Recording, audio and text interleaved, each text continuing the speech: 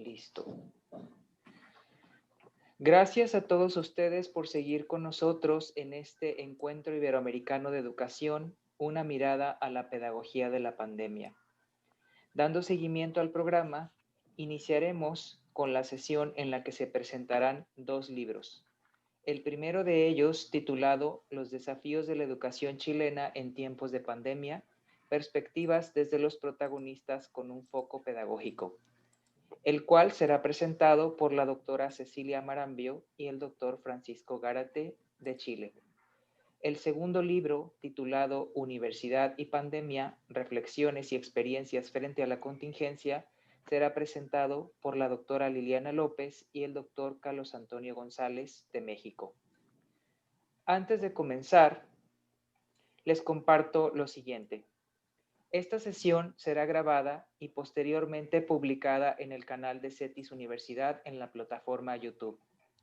Durante el transcurso de la presentación se les compartirá una liga en el chat de Zoom para que registren sus datos completos y así poder recibir su constancia de participación vía correo electrónico. Al finalizar la presentación, dejaremos un tiempo destinado para realizar preguntas a nuestros invitados. Suplicamos que compartan sus preguntas a través del chat y su servidor se encargará de compartirlas a los ponentes. Ahora permítanme introducir a nuestros invitados. La doctora Cecilia Marambio Carrasco, integrante del comité editorial del libro Los desafíos de la educación chilena en tiempos de pandemia, perspectivas desde los protagonistas con un foco pedagógico, es doctora en educación por la Universidad de Alcalá, España, académico investigador de la Universidad Andrés Bello, adscrita a la Vicerrectoría de Investigación y Doctorado, perteneciente a la Facultad de Educación y Ciencias Sociales. Es directora del Centro de Investigación Iberoamericano en Educación. Desarrolla docencia en pregrado y posgrado en materias tales como gestión y liderazgo educativo, teorías de aprendizaje, metodologías de investigación cualitativas y cuantitativas, taller de grado, entre otras, y dirige tesis de grado. Sus líneas de investigación son el desarrollo del pensamiento crítico, articulación, educación y trabajo, no sexismo y no racismo, liderazgo situado, entre otras. La doctora Marambio ha liderado establecimientos educativos técnico-profesionales como directora del Centro Educacional Isla de Maipo del 2009 al 2013, fue directora del Liceo Industrial de Puente Alto hasta 2018, directora de excelencia por el Ministerio de Educación de Chile y fue seleccionada como la mejor experiencia educativa de inclusión por el Ministerio de Educación. Asimismo, fue galardonada con la beca Alianza del Pacífico en febrero del 2020. El doctor Francisco Gárate, quien acompaña a Cecilia Marambio en la presentación, fue coordinador del libro que hoy se presenta, Los desafíos de la educación chilena en tiempos de pandemia. Es doctor en Planificación e Innovación Educativa por la Universidad de Alcalá, España. Cuenta con un máster y magíster en Gestión Educacional, otro máster en Planificación, Innovación y Gestión de la Práctica Educativa y se desempeña como director de excelencia del CPI y el Mineduc, Ministerio de Educación en Chile. Es profesor de Educación Media en Historia y Geografía. Se desempeña en las áreas de gestión y docencia en distintos niveles de la enseñanza escolar, como en la docencia universitaria, en pre y posgrado, así como en la formación docente continua. Es investigador en el Centro de Investigación Iberoamericano de Educación y académico de la Universidad de las Américas, la Universidad Metropolitana de Ciencias de la Educación y la Universidad Andrés Bello. También es profesional de la Fundación Maguida. Los doctores Cecilia Marambio y Francisco Gárate, a quienes les damos las gracias por estar acá en este encuentro iberoamericano, comenzarán esta sesión de presentación de obras bibliográficas. Nos hablarán del texto que nos presentan a lo largo de media hora. Después de su presentación, escucharemos la siguiente presentación por parte de nuestros compañeros Liliana y Carlos de CETIS Universidad. Sin más preámbulo, los invito a escuchar y a colocar sus preguntas en nuestro chat. Adelante.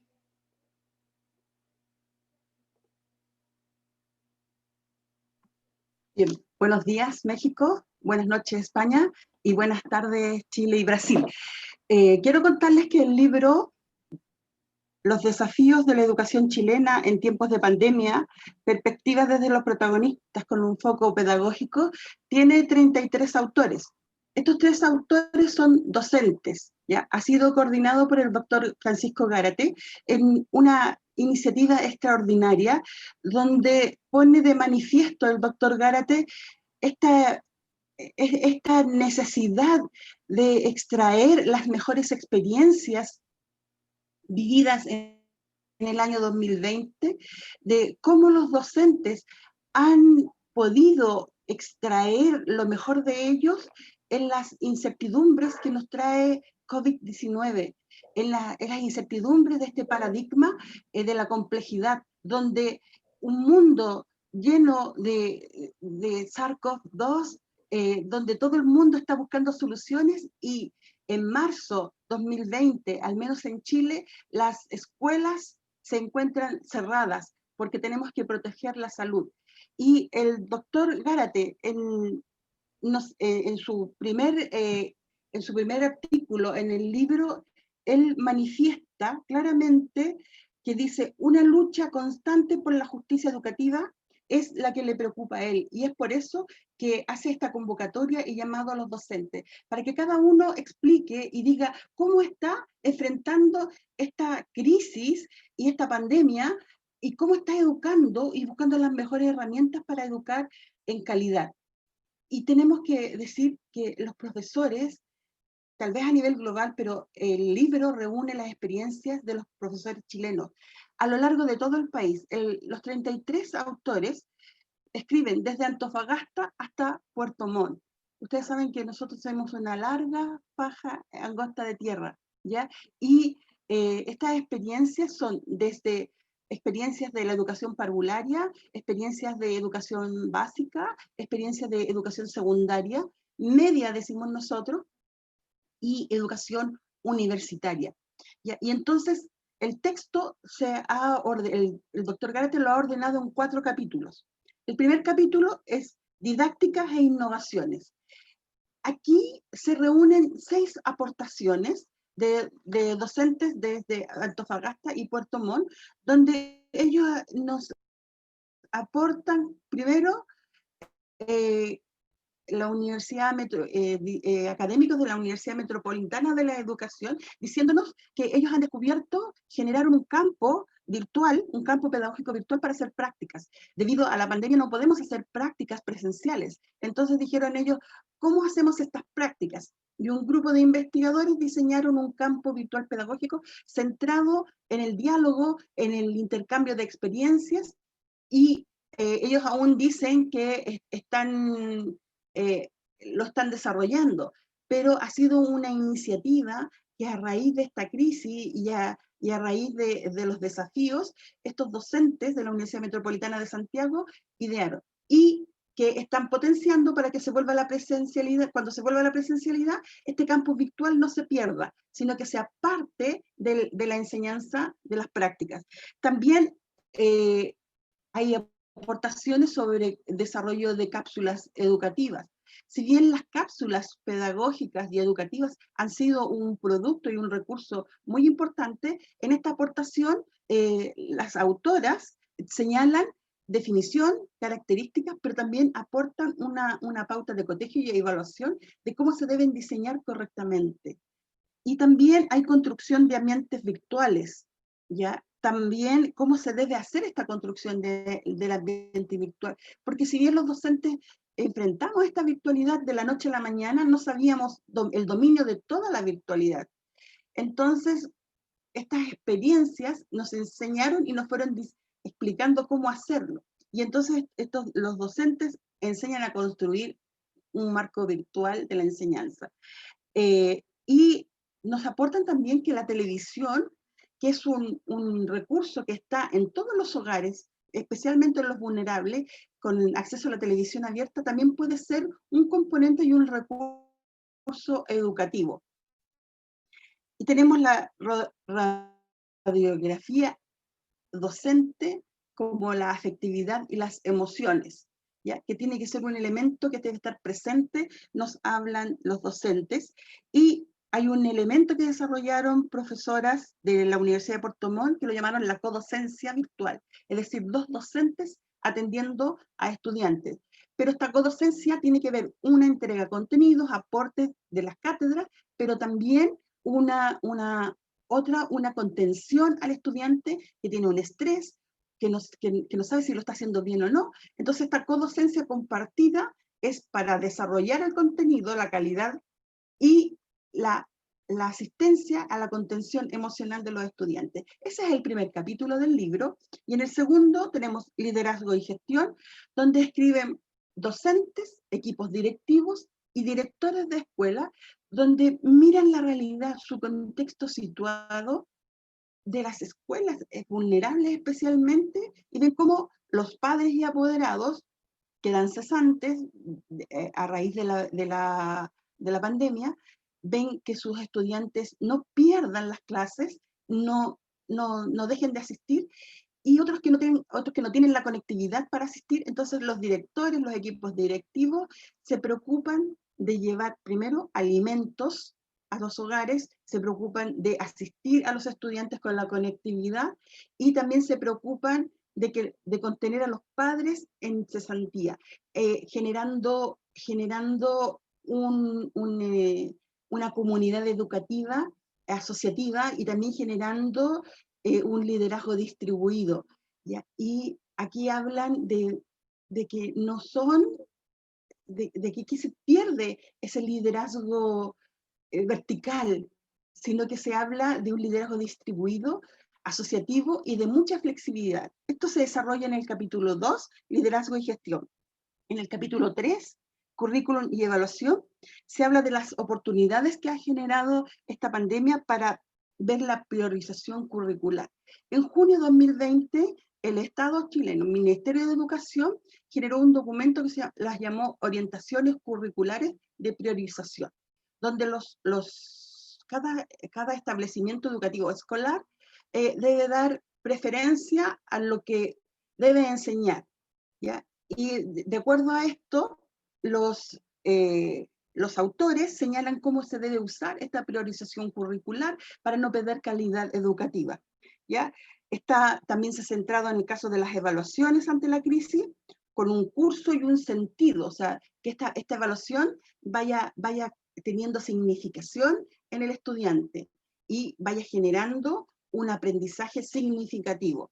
También está la docencia virtual a través de métodos de aprendizaje que están basados en trabajos de equipos de estudiantes, ¿ya? Trabajar mucho el trabajo en equipo. Ese es el capítulo 3. Y el capítulo 4 habla de desafíos y reflexiones docentes, que es una inspiración al trabajo de la docencia, y también se destaca el trabajo del profesor jefe. El profesor jefe es el profesor que está asignado a un curso y que en este tiempo de pandemia el profesor se ha preocupado de ser el enlace de la unidad educativa con las familias, de ser también el elemento decantador de las angustias y dolores de las familias, y ser también el que lleva una palabra de esperanza. En el libro, en este capítulo, se destaca esa labor vocacional del docente, que es el profesor jefe, como un componente más de la familia, y como un acompañamiento a este proceso formativo para que sea menos doloroso, menos angustiante, ¿ya? Entonces, y también hablan de cómo las emociones. Hay un texto muy hermoso, que es el último, ¿ya? Que es la profesora hace toda una narrativa de cómo acompaña a las familias a compartir los alimentos, cómo los escucha cuando están cesantes, y ella hace como una revalorización de su vocación en este tiempo. Este es el libro Los desafíos de la educación chilena en tiempos de pandemia. Es un libro digno de leerse, ¿ya? bueno, ahora el doctor Gárate, que es el coordinador, va a hacer sus reflexiones.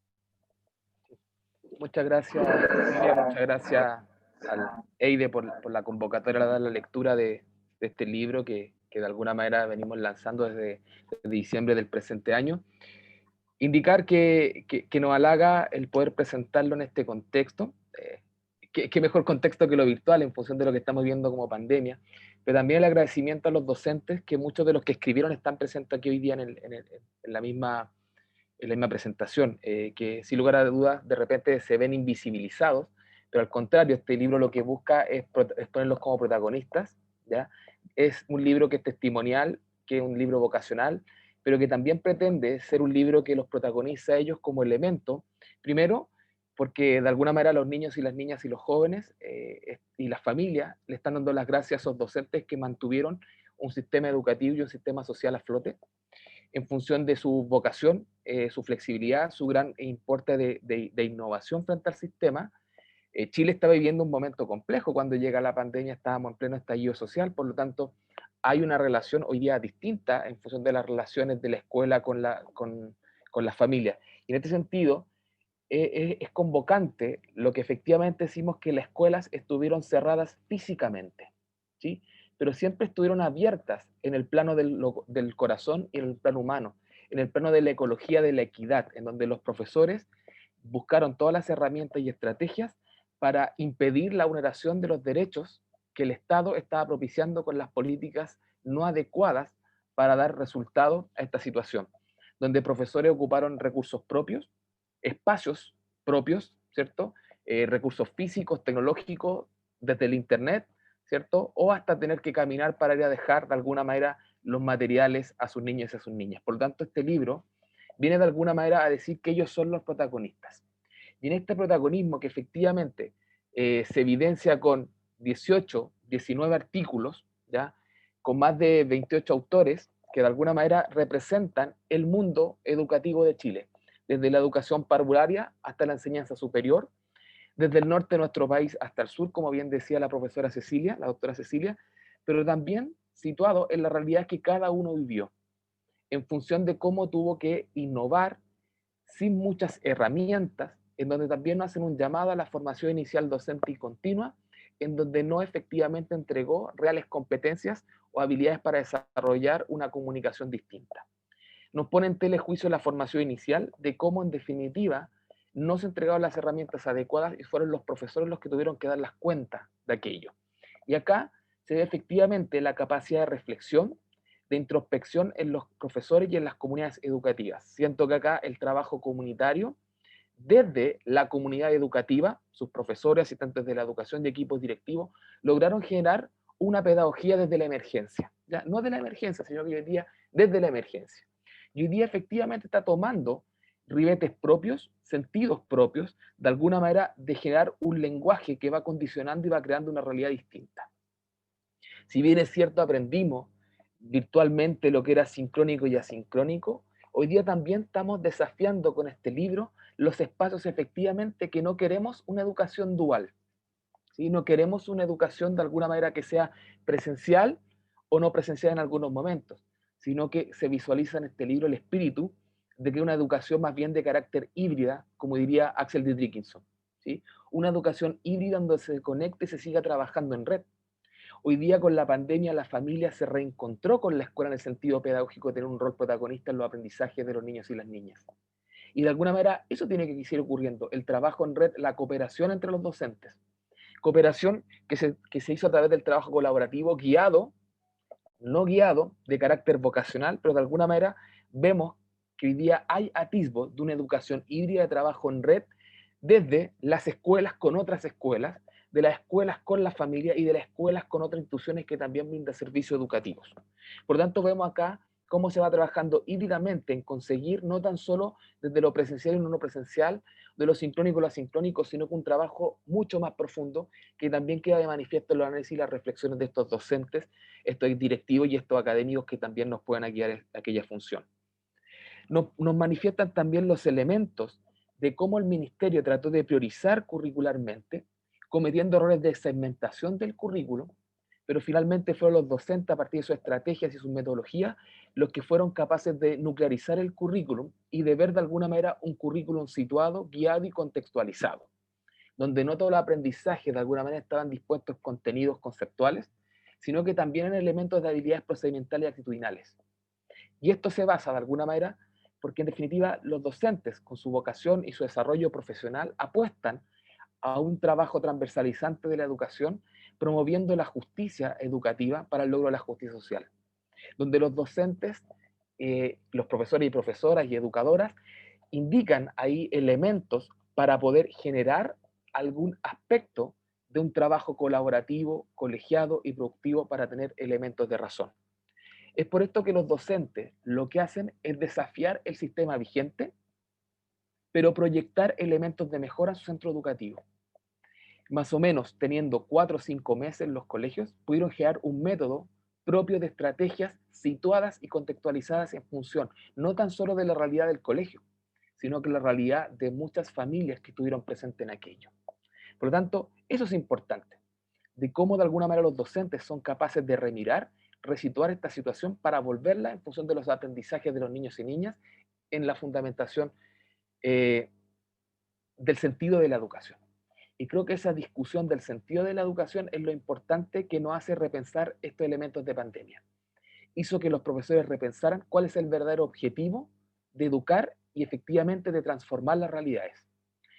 Los profesores y las profesoras y educadoras fueron un pilar fundamental como sistema o piedra angular para que no se siguiera cayendo el elemento sustantivo de sistema social que teníamos imperante. Pero no solamente fueron un parche o una situación de mantenerlo, sino que con mucha vocación transformaron la realidad de muchas familias, transformaron la realidad de muchas comunidades, porque también lo manifiestan como los colegios fueron central, como un gobierno local, de redes de trabajo, conjuntas de vecinos, organizaciones sociales, comunidades de brindar alimento, salud y cobijo, y también contención socioemocional. Por lo tanto, este libro viene a rescatar realidades de todo el país y visiones totalmente distintas, desde el liderazgo, desde el currículum, desde la evaluación y también desde la experiencia, el sentimiento de lo emocional, cómo se fueron sintiendo, cómo de alguna manera no se vieron amparados por una política pública, pero se vieron amparados por una comunidad educativa y una comunidad local. Y eso es lo importante, de alguna manera, cómo se van estableciendo estas relaciones. Un libro que parte por una idea de finalmente dejar en testimonio de lo que estaba ocurriendo en el país, pero que rápidamente va tomando atisbo de tener mucha participación. Fueron más de 60 artículos que llegaron para ser evaluados en este libro. Y finalmente fueron seleccionados estos 18 artículos que dan cuenta de poder haber hecho una radiografía de lo que estaba viviendo el país, de una radiografía de lo que estaban viviendo y estaban sosteniendo el pilar fundamental de la educación, nuestros profesores, nuestras profesoras, nuestras educadoras, pero por sobre todo nuestros niños y niñas. Porque sin lugar a duda, frente a cualquier dificultad, ellos esperaban esa clase para poder estar ahí, para poder compartir y para poder vivir de alguna manera una socialización, aunque virtual, con muchos de sus compañeros. Un espíritu de compromiso de sus profesores, de no cesar en buscar distintas herramientas para generar aprendizajes en los niños, aprendizajes significativos, aprendizajes situados y aprendizajes que tuvieran relación con la realidad.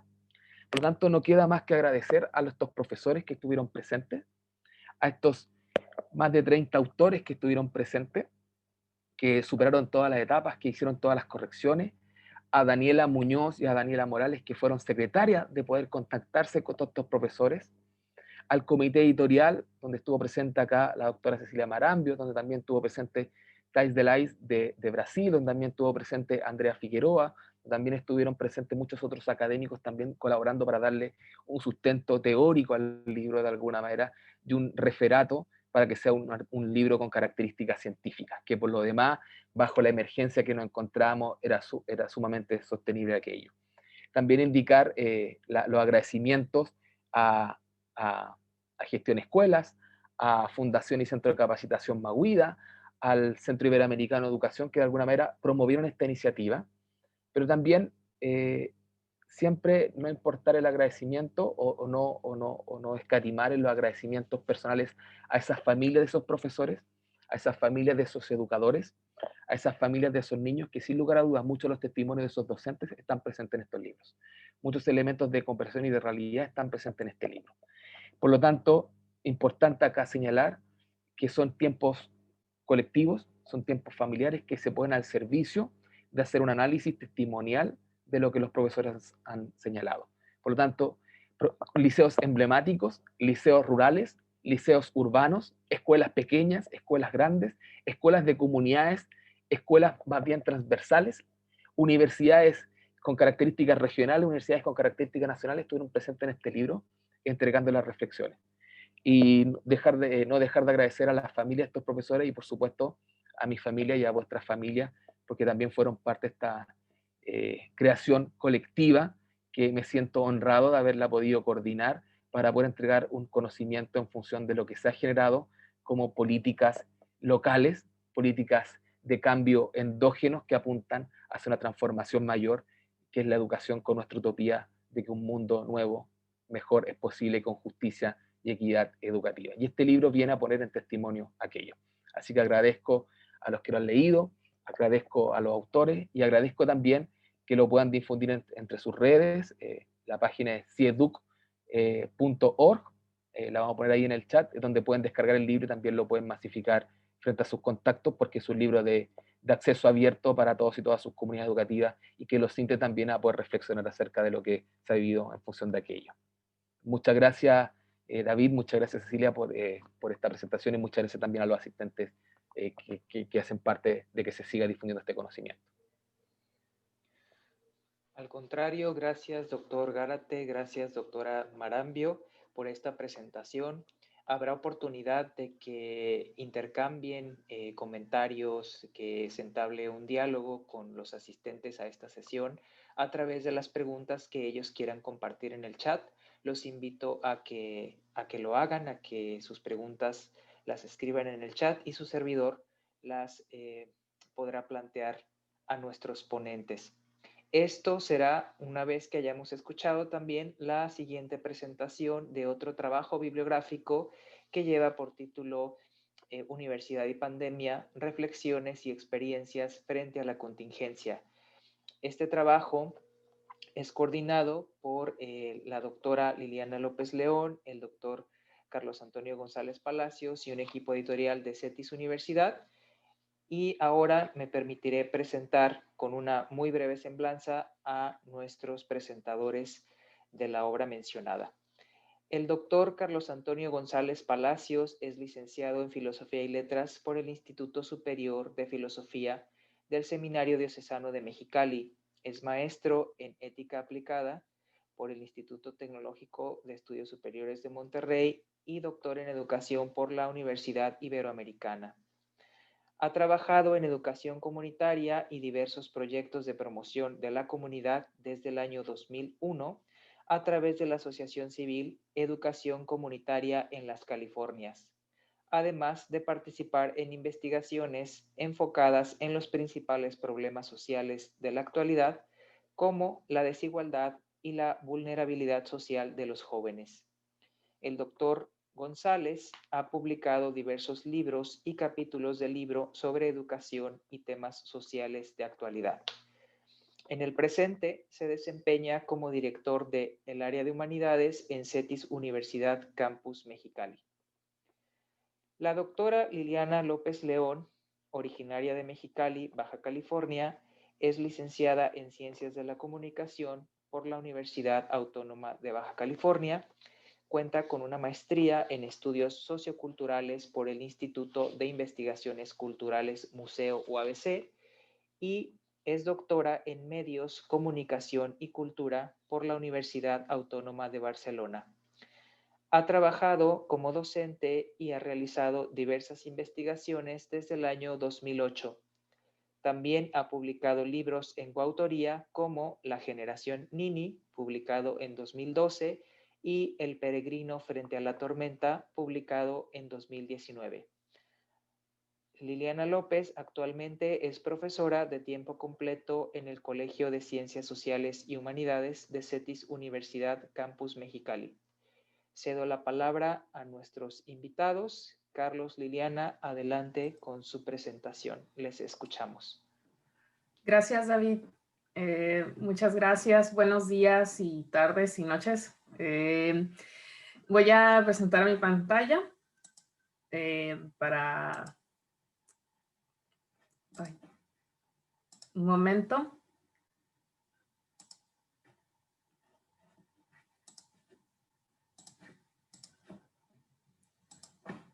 Tengo un pequeño problema técnico, pero bueno, comienzo así, ¿no? Bueno, pues me da gusto, me gusta estar formando parte de una mesa como esta, ¿no?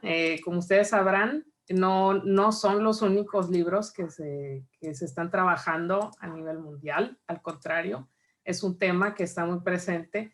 Pueden ver mi pantalla, ¿cierto? Ahora sí. Gracias por confirmar. Bueno, pues vamos a hablar un poquito del libro. Este libro, su nombre completo es Universidad y Pandemia, Reflexiones y Experiencias frente a la Contingencia. Es un libro que está por publicarse. Esta es su ficha técnica. De hecho, nuestro moderador y organizador del evento, el doctor Ornelas, que está aquí moderando la mesa, también es parte de la coordinación. Y nuestro editor, Néstor Robles, a diferencia del libro que se acaba de presentar, que los estaba escuchando, y dije, mira, qué curioso y qué importante, ¿no? Qué importante es que haya distintas propuestas editoriales para plantear el tema. En principio nosotros estamos más enfocados solo en lo profesional. Hay un artículo que está enfocado en posgrado, pero es como hablar de otro universo, ¿no? Bueno, nuestros autores son 12 profesores de los 3 diferentes campus y se suman 9 estudiantes de licenciatura y creo que hay una persona que egresada, pero tengo que mencionarlo, que son estudiantes casi todos de la Escuela de Psicología, si no es que todos. Son 8 capítulos, se publicará en febrero del 2021. Como todavía no está el ICBN y esos asuntos que son más formales, todavía no contamos con el número exacto de páginas, pero son más de 200. Va a estar en 2 formatos, impreso y digital, o sea que se va a poder acceder a él desde Amazon, por ejemplo. Y bueno, está editado por CETIS Universidad.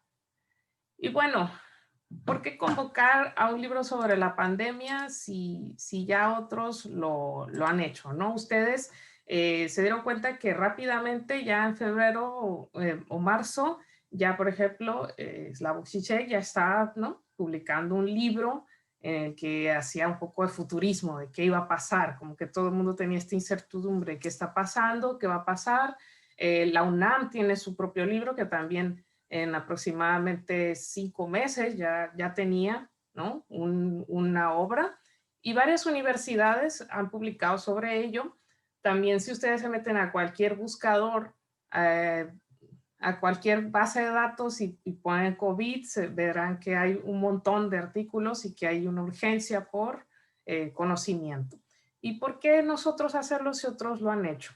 Bueno, sobre todo en este contexto, ¿qué hacer, no? Si todos los profesores, como bien lo han dicho los compañeros que expusieron anteriormente, los profes están súper ocupados generando estrategias de adaptación, un poco también alterados, ¿no?, nuestras rutinas. Bueno, nos atrevimos a convocar porque consideramos que CETIS también tenía esta responsabilidad de unirse a la discusión, una discusión mundial, pero no necesariamente centralizada, ¿no? No tendríamos que solo estar leyendo lo que dicen las grandes universidades, por así decirlo, que siempre estamos como, si no se ha publicado en Columbia, en Harvard, apartarnos de este pensamiento y aportar discusión sobre el tema, a su vez documentar lo que estaba pasando en nuestra universidad, porque teníamos mucho que decir sobre ello, ¿no? Y bueno, fue una iniciativa propuesta desde Vicerrectoría y desde el Colegio de Ciencias Sociales y Humanidades, pero lo retomamos porque consideramos que era importante generar líneas de reflexión, líneas de investigación. Quizá no es un libro completamente de corte científico, es más diverso, cada capítulo tiene sus características. En unos momentos presentaremos brevemente qué son. Y le cedo la palabra a Carlos para que nos explique lo que la pandemia mostró, ¿no?, sobre el papel de la universidad. Muy buenos días, tardes y noches, según el lugar donde estemos conectados. Efectivamente, agradezco la oportunidad de tener este foro para compartir el esfuerzo de muchos docentes y alumnos que fuimos convocados a reflexionar en torno a los retos de la pandemia en nuestro quehacer educativo. Y yo creo que vale la pena aquí nombrar ciertas cosas que se nos impusieron como una realidad, ¿no?, a partir de la pandemia, como el hecho de que, según la UNESCO, 1.380 millones de personas de los niveles educativos, desde preescolar hasta universidad, fueron sacados del aula. Y esto es algo inédito que supone un antes y un después en términos de la magnitud de lo que implicó a la escuela en términos de espacio, ¿no? Otra cosa que nos enseñó la pandemia es que lo que ya se veía como un asunto que venía ganando terreno, que es la educación a distancia, el e-learning, se aceleró, ¿no? Empezó a tomar una velocidad de la luz, diría yo, y eso pues supuso evidentemente ventajas y desventajas. Algo que hizo evidente fue la brecha digital, que es esta margen, ¿no?, esta distancia que hay entre quienes tenemos el acceso a las tecnologías para continuar conectados y quienes no.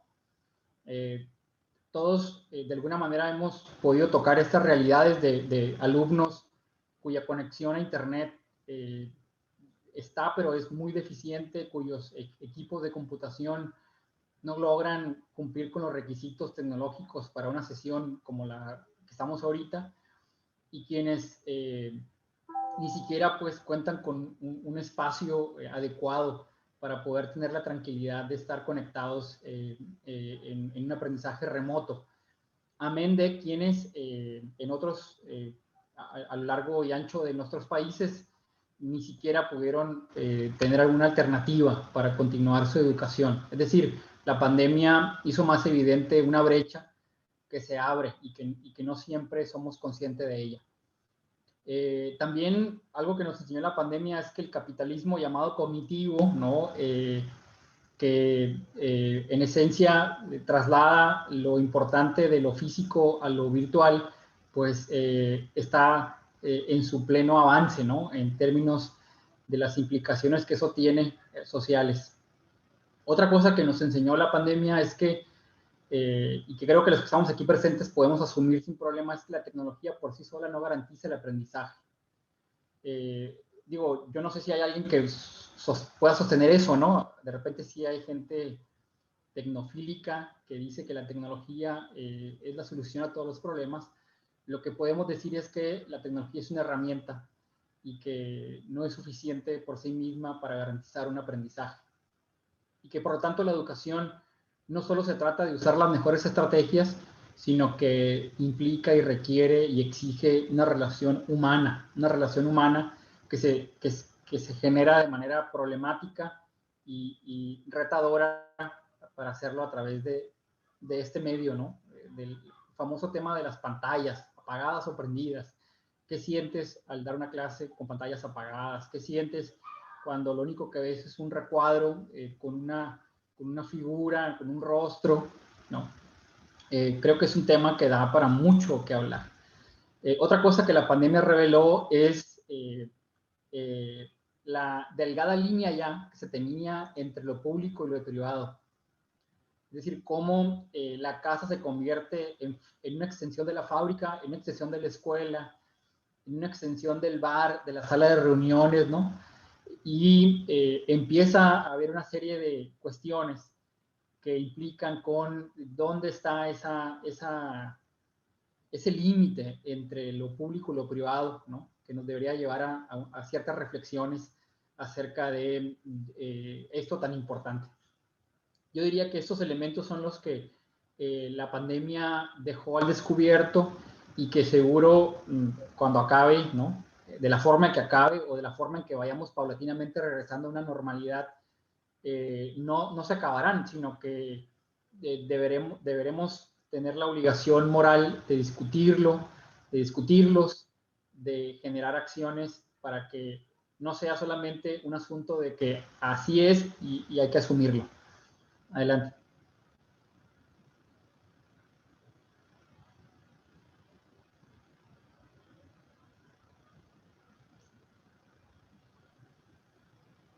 Bueno, y partiendo de ese punto, les vamos a compartir un poco el contenido, ¿no? de los capítulos.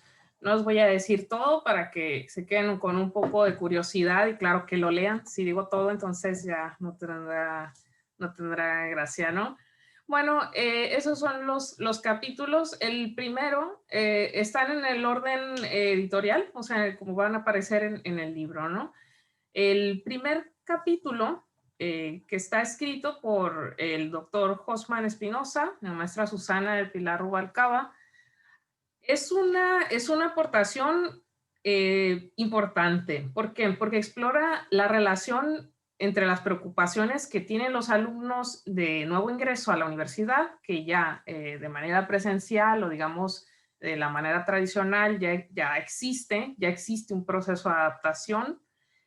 Y ahora, como ustedes sabrán, pues las clases en línea, al menos acá en México, los cursos iniciaron en agosto, aquí en CETIS, y eran la mayoría de los de nuevo ingreso, ya habían tenido su sexto semestre de preparatoria en línea. Entonces, hay esa incertidumbre y hay una exploración en este capítulo de cómo pueden impactar estos nuevos procesos en su identidad y apropiación, ¿no? Esto está hecho a partir de una encuesta.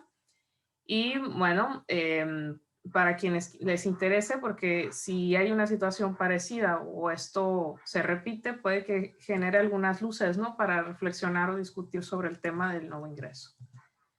El segundo capítulo, escrito por Carlos González y una servidora, ese capítulo creo que continúa en lo que estaba comentando Carlos hace un momento, ¿no? Estos temas, el papel de las humanidades, que no solo las humanidades tienen que estar ubicadas en las materias de ciencias sociales y humanidades, sino las humanidades retomadas en todos los aspectos como un eje transversal y asimismo cuestiona algunos mitos educativos que estamos viviendo, que uno de los que mencionaba Carlos es que la tecnología lo resuelve todo, ¿no? O que no tiene implicaciones en nuestra cultura.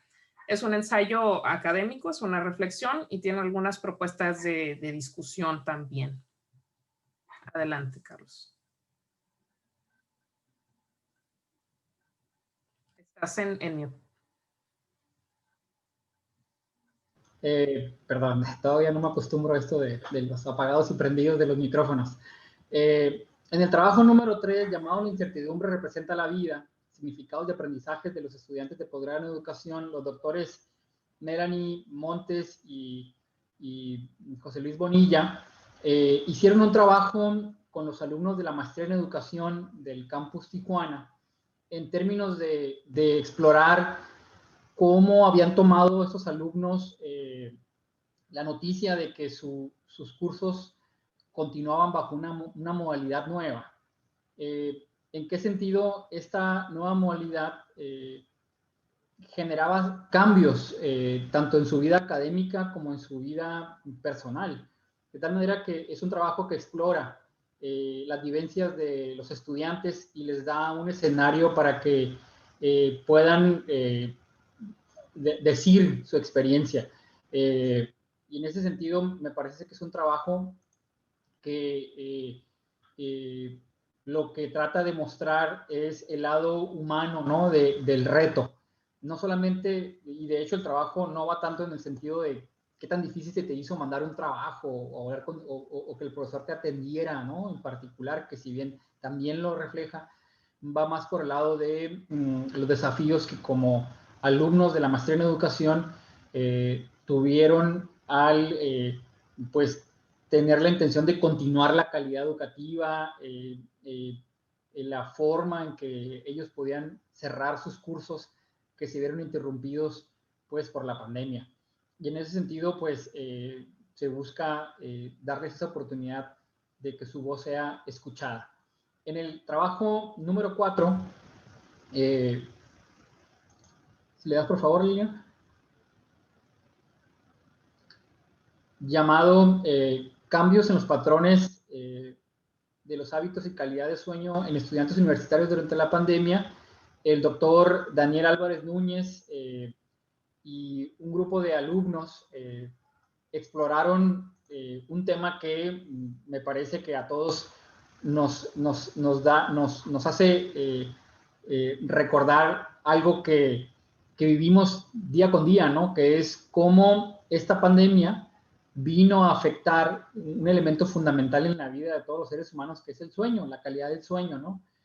Ellos exploran el impacto de la pandemia en las dificultades por conciliar el sueño en los alumnos de psicología. Pues porque en primera instancia el sueño es un factor muy importante, ¿no? Asociado a la conciliación de la memoria y al desempeño académico de los estudiantes. Por lo tanto, lo que se pretendió a través de este trabajo es que los estudiantes respondieran un índice de calidad de sueño de la Universidad de Pittsburgh, en donde se pudiera explorar cuál ha sido el impacto de la pandemia en referente a la calidad y a la cantidad de sueño. Y bueno, los resultados son muy interesantes porque pues reflejan claramente cómo un evento como este, de magnitud macro, pues afecta en algo tan importante como es la importancia de dormir lo suficiente y con la calidad necesaria. Bueno, y el quinto capítulo, la escuela desde casa, las emociones de los estudiantes universitarios de psicología en la pandemia. Lo que se hace es reflexionar a partir de un estudio exploratorio. Este capítulo es interesante porque si se fijan, sobre todo en los primeros meses de la contingencia, las emociones o el discurso que estaba más presente, y hasta ahora creo que es el que impera, es el de la supervivencia, ¿no? Eso es lo que hace que sacrifiquemos algunas de nuestras libertades y por ello lo del confinamiento. Y bueno, lo que explora es si esos alumnos que están estudiando para ayudar a la salud mental de otros individuos, entonces ellos cómo lo están viviendo, ¿no? ¿Qué estrategias, qué sienten, qué estrategias desarrollan ante la adversidad, ¿no? Ante los obstáculos. Y bueno, la importancia de la plenitud, ¿no? Del vivir en plenitud también es importante aún en una pandemia. No solo el virus, pues es el que conlleva riesgos. Este capítulo es escrito por dos profesoras de la Escuela de Psicología y por una servidora. Luego está el sexto capítulo, es titulado Pandemia y Deporte, factores psicoemocionales y motivación en deportistas ante situación de aislamiento social por COVID-19.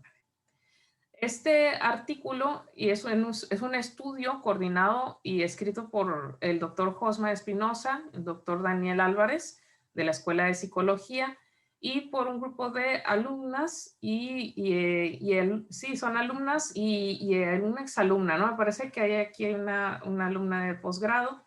Lo que hicieron ellos, que creo que es uno de los temas que no están presentes en otros estudios sobre el tema de la pandemia, es este.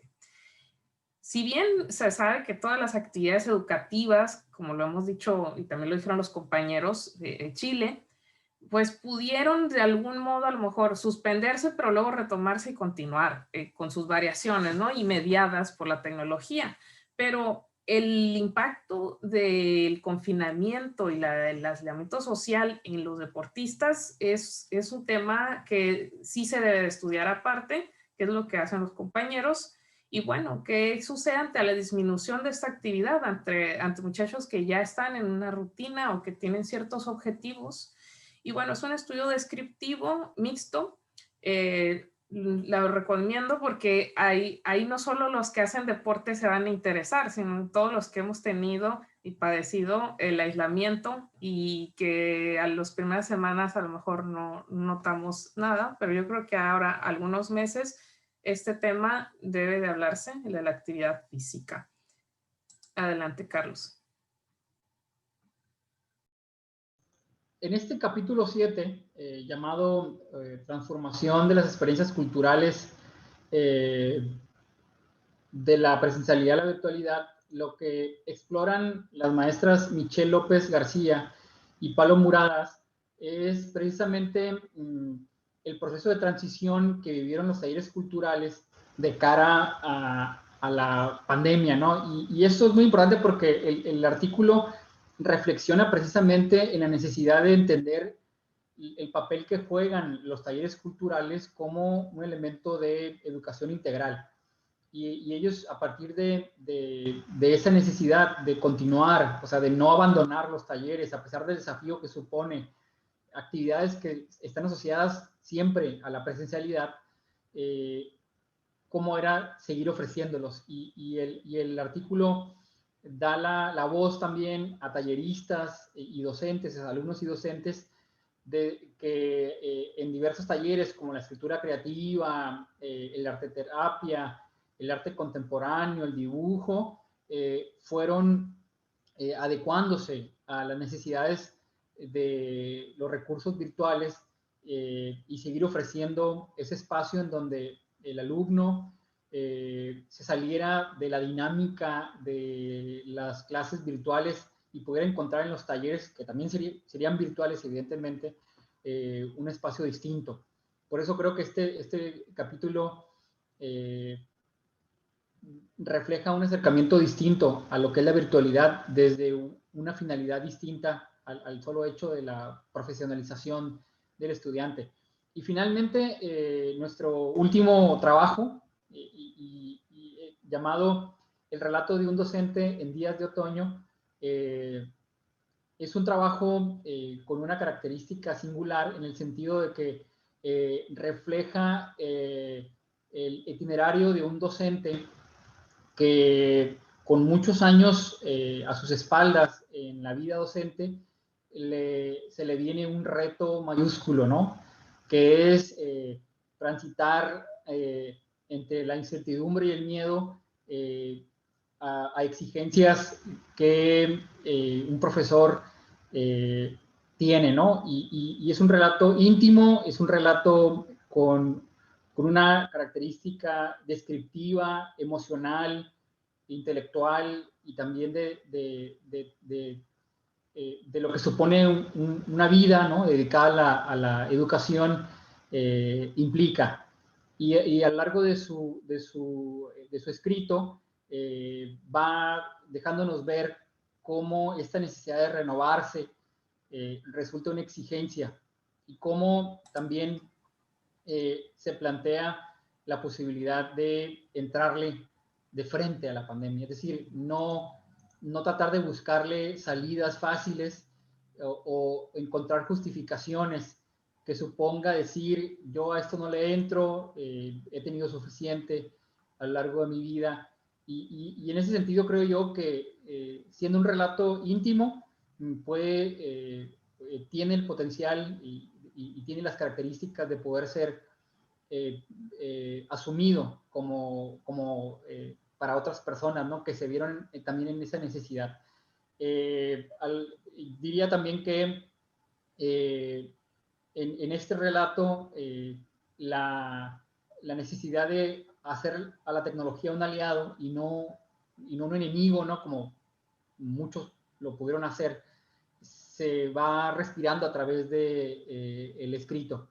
Y creo que el hecho de que este trabajo esté al final es un excelente cierre para que a lo largo del libro pues sean asumidas las diferentes formas en las que los docentes de CETIS a lo largo y ancho de sus 3 campus pues sean representadas todas las variantes, ¿no? Desde el estudio científico con instrumentos cuantitativos hasta este relato íntimo que no deja más que la riqueza de lo que supone una vivencia humana de la pandemia.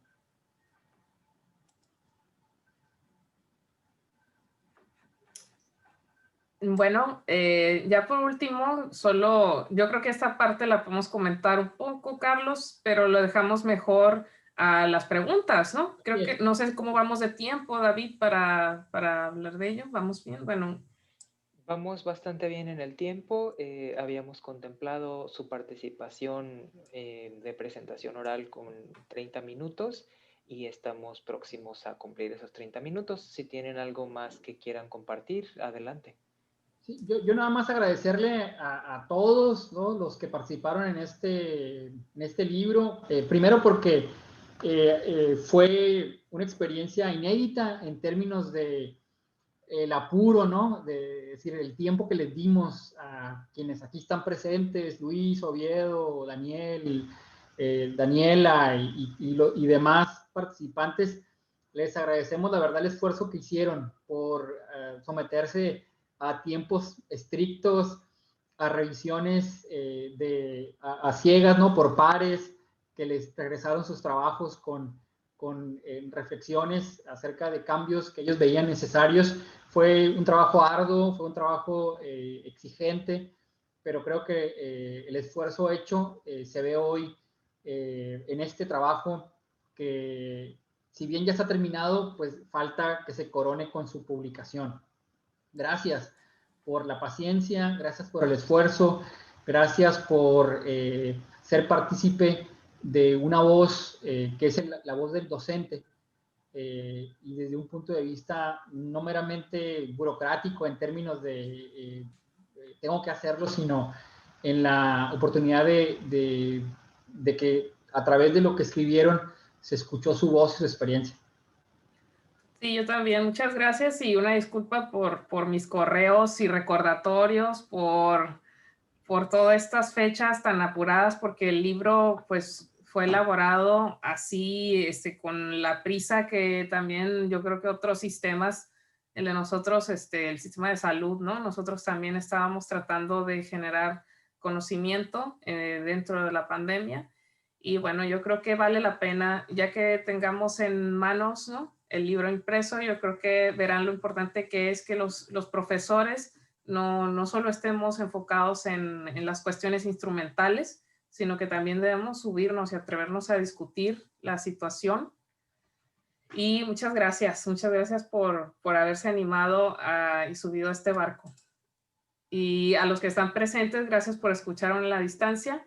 Quiere decir que, miren, estamos conectados 50 personas y estamos, el tema pues está presente, les preocupa. Quiere decir que hay un ánimo por hacer mejor las cosas. Muchas gracias. Gracias a nuestros invitados por su participación. En este momento abrimos el espacio de preguntas, así que los animo de nueva cuenta a que si tienen alguna pregunta pueden compartirla a través del chat. Si no, de manera ordenada, bueno, pues también tienen oportunidad de abrir su micrófono para plantear su pregunta.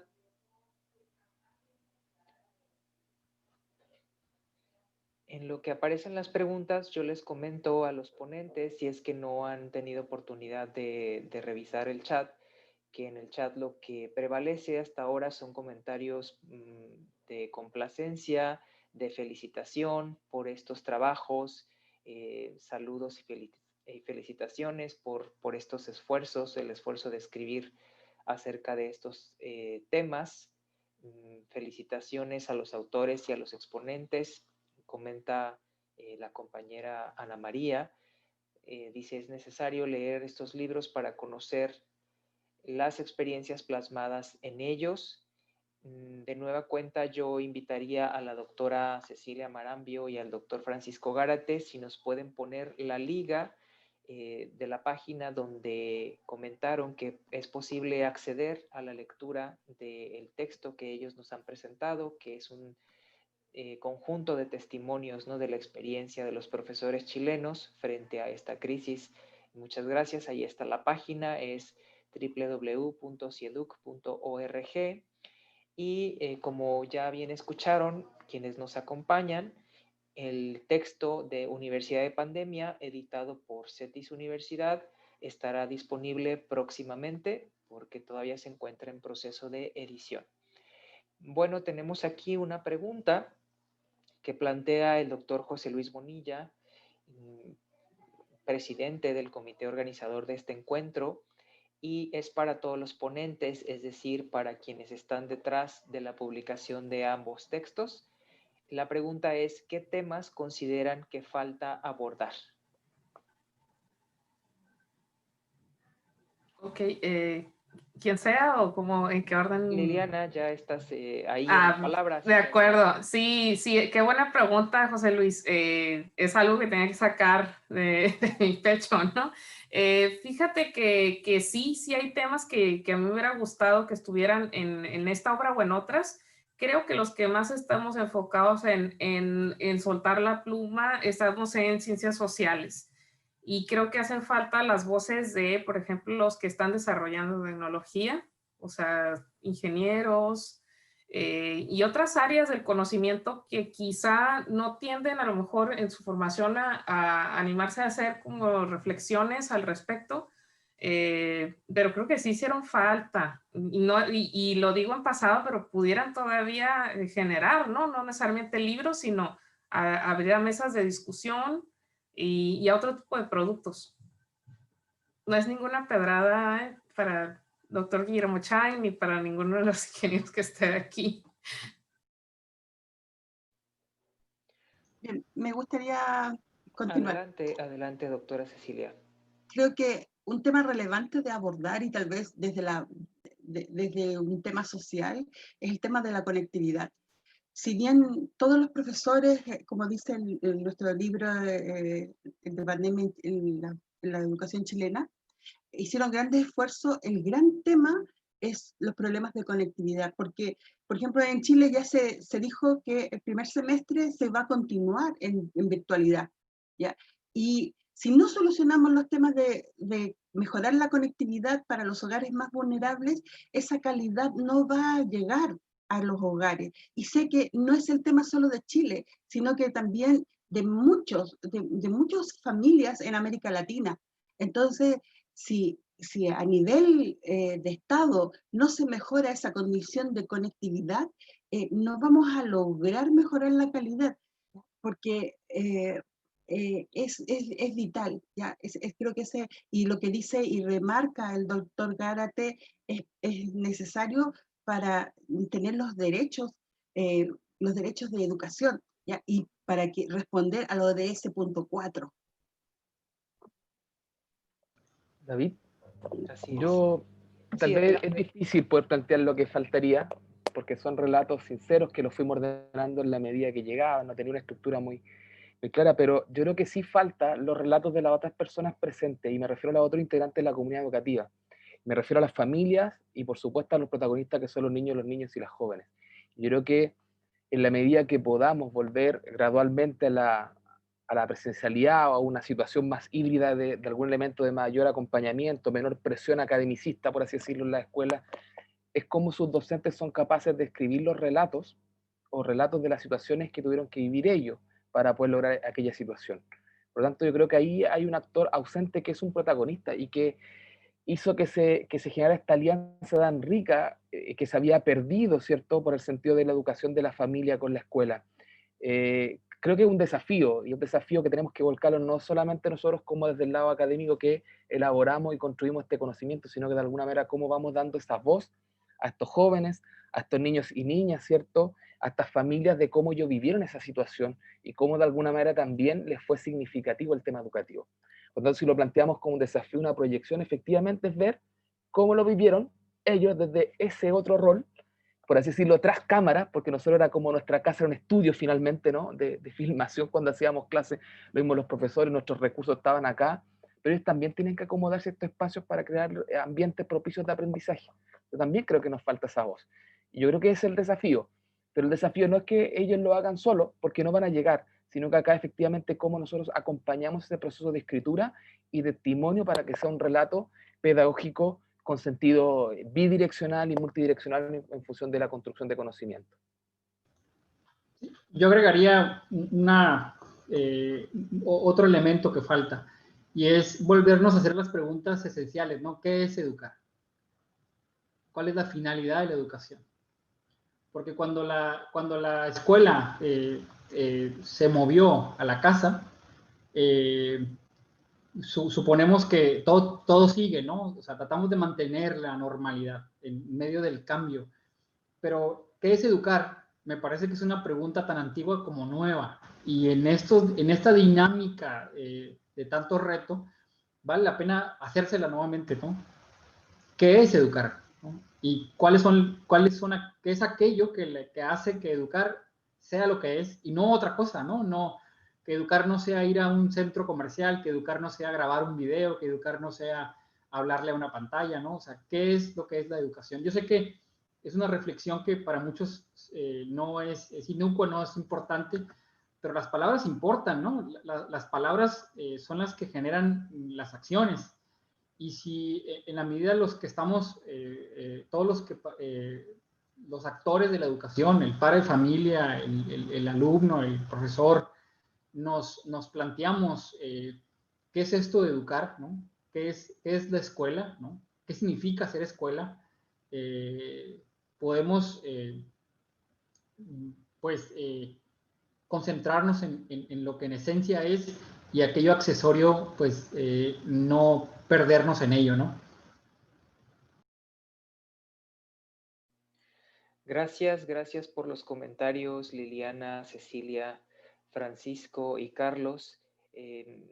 Desde mi perspectiva, digo, estoy aquí para moderar, pero me sumo a lo que han comentado brevemente. El tema de la conectividad no es un tema de menor importancia, es imprescindible, porque si bien ahí no está la raíz o la esencia de la educación, pero en nuestros tiempos es necesario contar, ¿no? con una buena conectividad para formar parte del proceso educativo. Uno de mis estudiantes, yo soy profesor universitario en esta institución, en CETIS, que cuando nos fuimos al confinamiento social todos, interrumpió ya su participación en el proceso educativo por no tener internet en casa, ya no digamos una buena conexión, sino no tenerla. Entonces se asume muchas veces que en ciertas instituciones como la nuestra, que es una universidad privada, todos los estudiantes tienen este acceso y no lo es. También apoyo, ¿no? las perspectivas que suman Liliana, Carlos, Francisco sobre que hay temas pendientes de mirar la pandemia desde otras perspectivas disciplinares o replantearnos, irnos al origen de cuáles son los fines de la educación. Comparto con ustedes algunos comentarios que celebro, están llegando en el chat. Manuel Alejandro Fraire no tiene una pregunta, pero nos comenta: soy ingeniero y entrenador de ajedrez. Agradece los valiosos temas que han comentado ustedes, que está aplicando en su disciplina y en las escuelas. Ana María comenta lo siguiente, dice: se menciona mucho sobre los beneficios de la tecnología, pero esta no ha sido para todos. La población que no tiene acceso a ella por bajos recursos y marginación.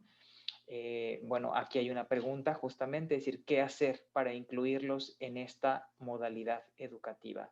Volvemos a la cuestión de la falta de conectividad, de la brecha digital. Entonces, si alguno de ustedes quiere responder esta pregunta, y tenemos otro par de preguntas. Sí, yo más que indicar que solamente sea la brecha digital, se vio la brecha digital también en el acceso a la tecnología, o sea, no solamente la conectividad, sino que también en el recurso tecnológico. Pero indicar que también en el libro los profesores crean elementos súper importantes como estrategia. el tema de indicar una televisión abierta educativa, efectivamente con contenido cultural, con contenido educativo.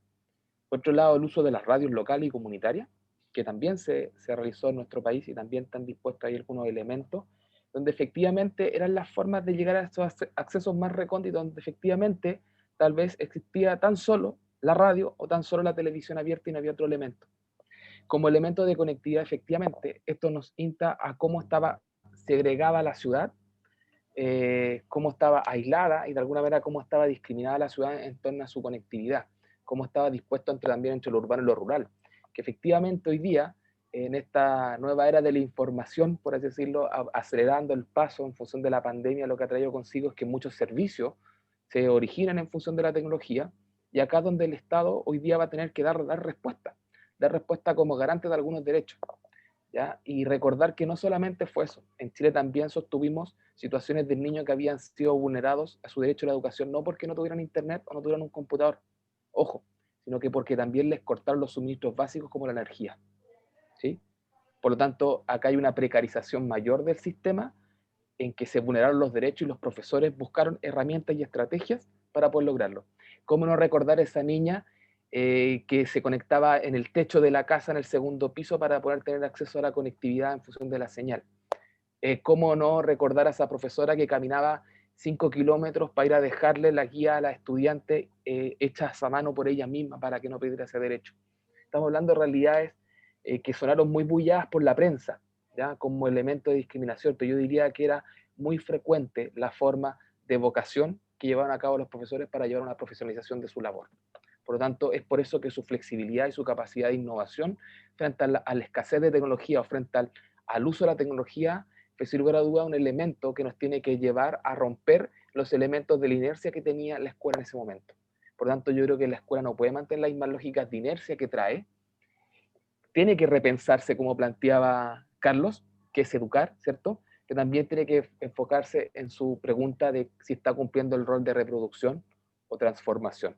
Creo que estamos en un momento clave para poder responderlo, no como los docentes, sino que como la comunidad educativa que tiene que dar respuesta a sus proyectos educativos. Bien, yo quisiera agregar a lo que dice el doctor. Adelante. Hacen preguntas sobre cuáles son las certezas y garantizar esa competencia. Yo creo que estamos estamos viviendo el paradigma de la complejidad, como nos decía Morín, y por lo tanto no hay certezas ni hay garantías. ¿Ya? Ahora, ¿quién garantiza? Los docentes que están situados en su realidad, tal como señalábamos en el libro de los desafíos de la pandemia, en la educación chilena. Quienes garantizan son los docentes que están atentos a sus realidades y que cuando responden a la incertidumbre de su propia realidad, entonces responden con certeza a esa realidad. Entonces, nosotros mal podríamos decir, mira, la certeza es esta, porque tengo que conocer la realidad. La pedagogía tiene que ser situada.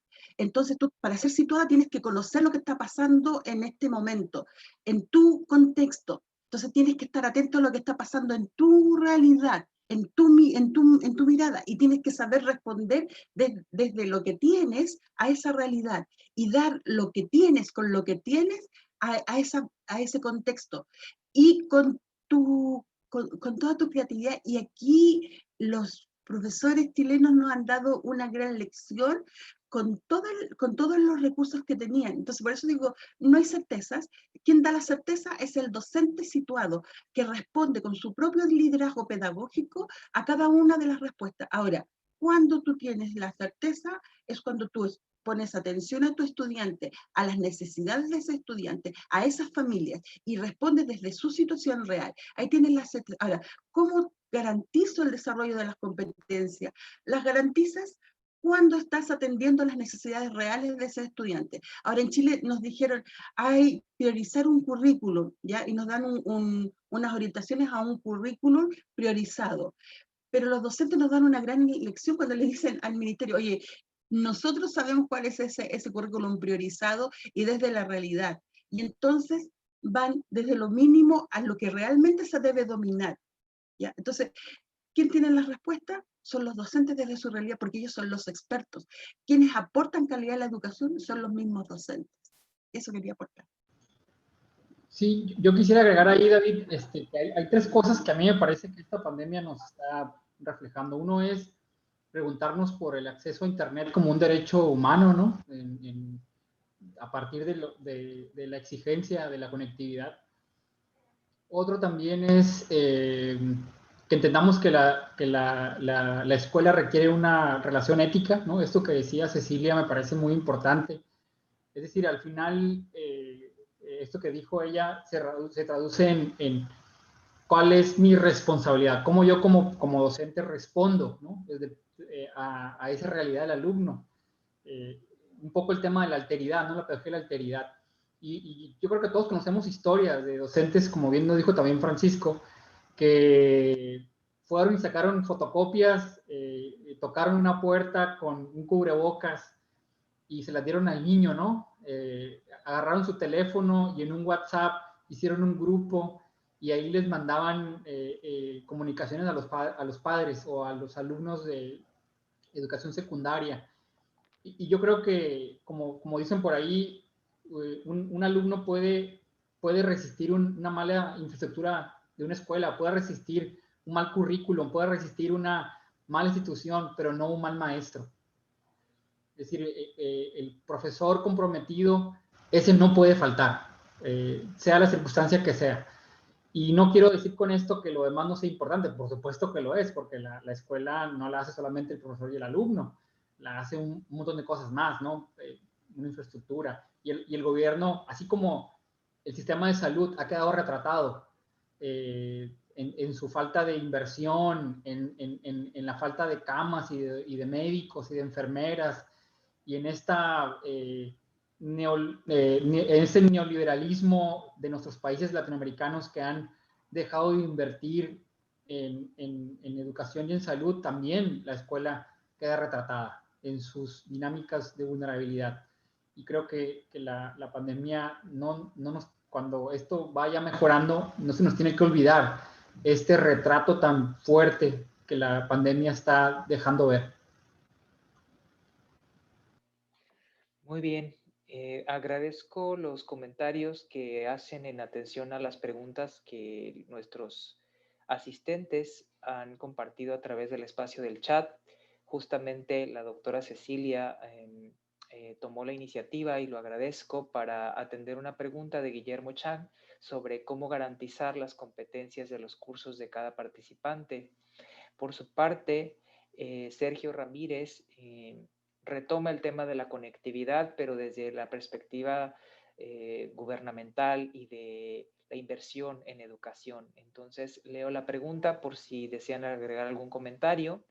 Sergio comenta, uno de los mayores problemas a los que nos enfrentamos con los alumnos es la conectividad. ¿Creen que esta experiencia sirva para que los gobiernos inviertan en mejorar el ancho de banda de Internet y además ampliar la cobertura para llegar a lugares remotos con la educación a distancia, tan necesaria e indispensable en estos tiempos de pandemia que no sabemos cuándo vayan a terminar?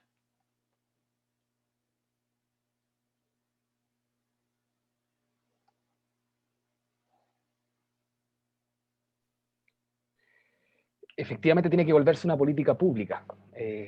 No sé si está en el resorte de esta tercerización de derecho que finalmente se han dispuesto los gobiernos en función de aquello. Yo diría que en Chile ni siquiera está garantizado de alguna manera el derecho a la educación de manera universal con calidad. No tenemos los derechos básicos sustentados en función de lo que mismo se planteaba con la fragilidad del sistema económico imperante. Pero sin lugar a duda, yo creo que lo que nos hace tener el sentido del corazón es la conectividad que tenemos que asociar, no tan solo tecnológicamente, sino que las alianzas que se puedan producir en función de aquello. Hoy día las conectividades creo que son más allá que el recurso del Internet, sino que son las conectividades que las comunidades podían establecer en función de redes. Yo creo que las redes de apoyo y las redes que ha podido sostener la escuela, más allá de la conectividad a las imperantes. Pero efectivamente, es lo que plantea Luis también ahí con los informes del PNUD, ¿cierto? De alguna manera de los elementos de conectividad. En Chile estamos en cifras, yo creo que muy similares, y si lo asociamos en función de niveles, podríamos hablar que la educación parvularia, o sea, los infantes de niños de 0 a 6 años ni siquiera se tiene un elemento estadístico de cuántos niños dejaron de recibir atención educativa en ese nivel, ¿ya?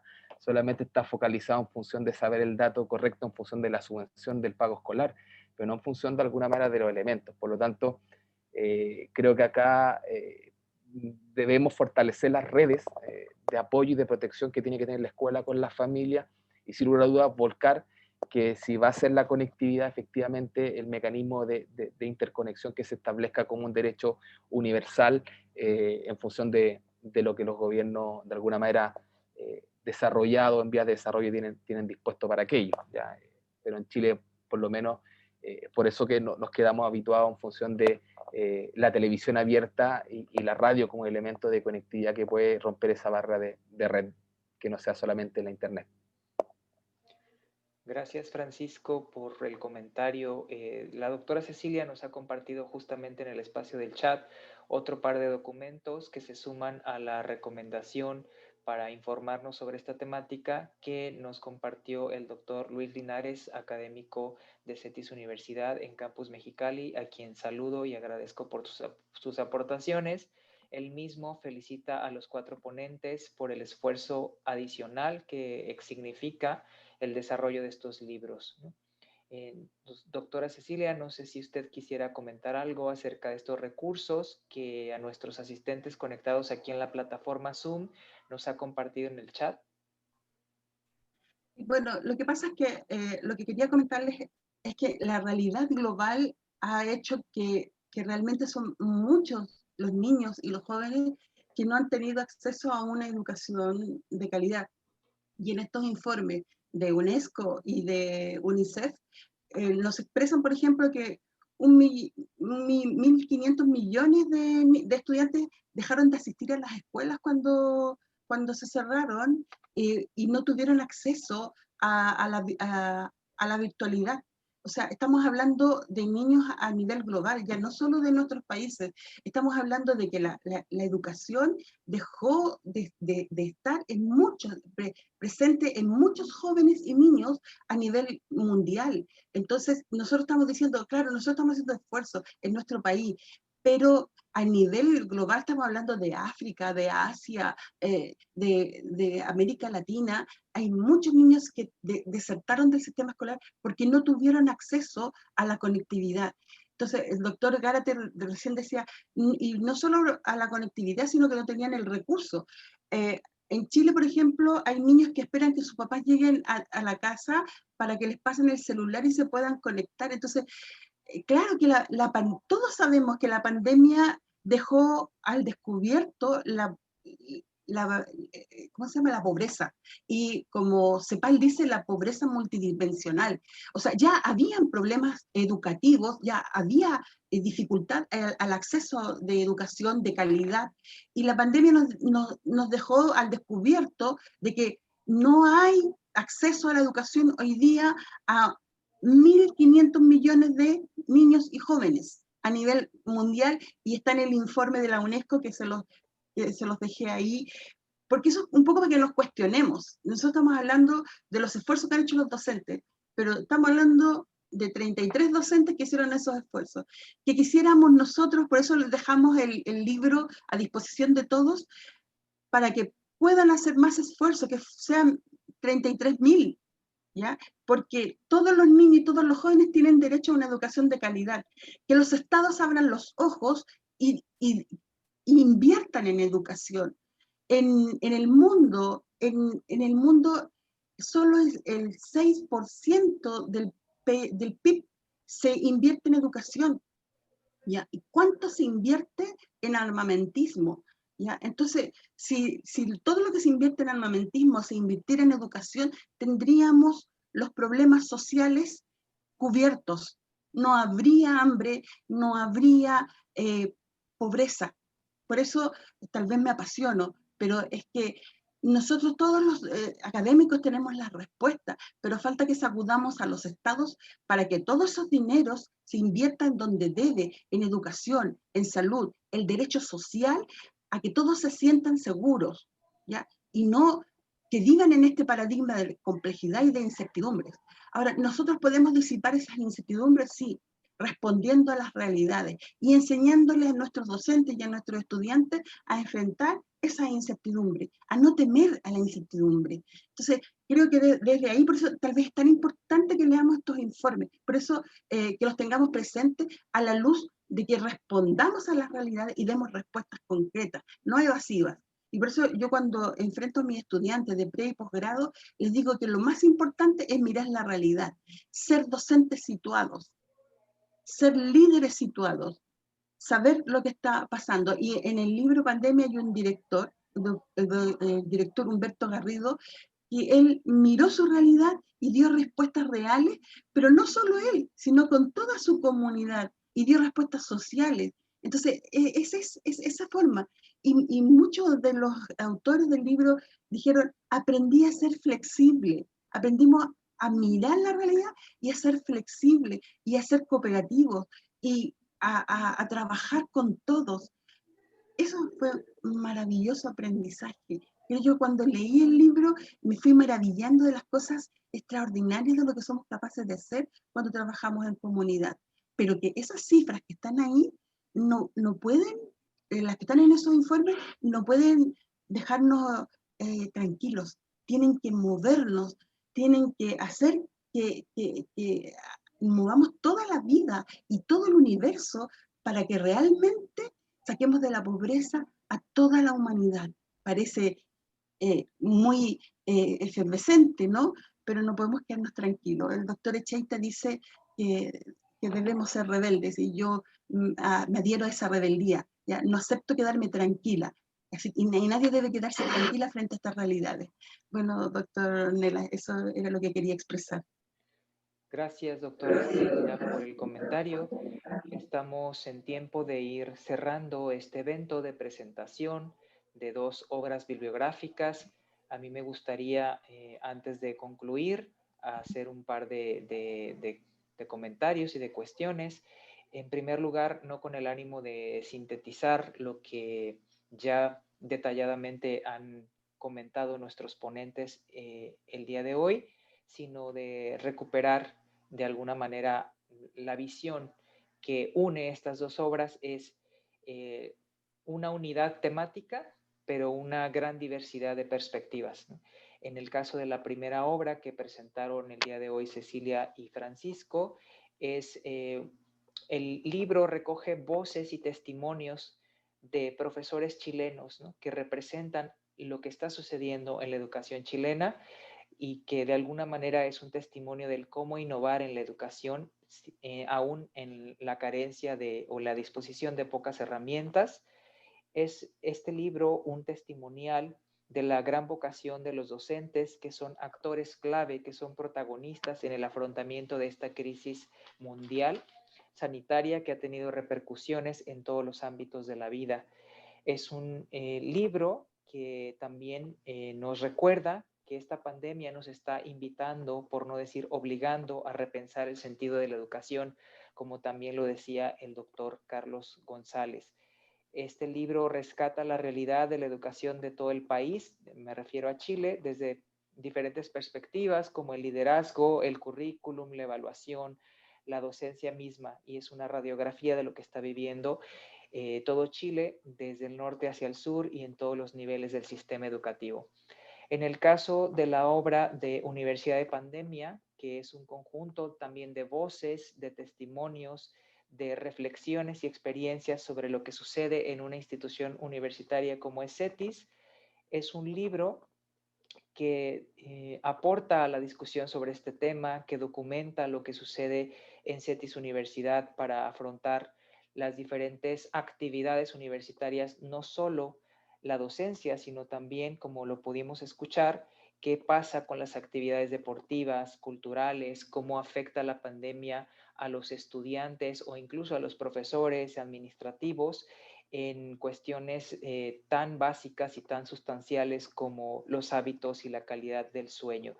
Entonces, hemos escuchado que estas obras pues son un aporte desde el testimonio, desde la experiencia viva de los actores educativos a lo que está sucediendo con nosotros, la humanidad sometida a esta crisis sanitaria. No nos resta más que invitarlos a que se den la oportunidad, se den el tiempo de acercarse a ambas obras, que lean estos testimonios, lean los libros, y por nuestra parte, por parte del comité organizador de este encuentro iberoamericano, quiero ser la voz portadora de este reconocimiento, este certificado que otorga el comité a cada uno de nuestros ponentes. Como ustedes pueden ver en pantalla, estoy mostrando el certificado que se otorga a la doctora Cecilia Alejandra Marambio Carrasco, pero también tenemos un reconocimiento para Francisco, Liliana y Carlos por participar en calidad de presentadores de los libros Los desafíos de la educación chilena en tiempos de pandemia, perspectivas desde los protagonistas con un foco pedagógico, así como el texto de Universidad de Pandemia, reflexiones y experiencias desde la contingencia, que han presentado nuestros ponentes en el marco de este Encuentro Iberoamericano de Educación, una mirada a la pedagogía de la pandemia, celebrado en CETIS Universidad, México, los días 21 y 22 de enero de este año 2021. Este reconocimiento está firmado por el doctor Alberto Gárate Rivera, vicerrector académico de CETIS Universidad, y por el doctor José Luis Bonilla Esquivel, presidente del comité organizador de este encuentro. Para concluir, quiero pues saludar a todos, abrazarlos desde la distancia. Estamos concluyendo el evento. Gracias a todos por su participación. Desde Baja California les deseamos buenas noches a nuestros amigos de la península ibérica y muy buenas tardes a nuestros amigos que nos acompañan en Sudamérica. Gracias a todos. Muchas gracias. Hasta luego. Gracias por Muchas sus gracias comentarios, gracias a por sus todos. preguntas. Gracias, Cecilia, Francisco. Gracias, Liliana. Gracias, Liliana. Carlos. Gracias. Chao, Carlos. Gracias, David. Muchas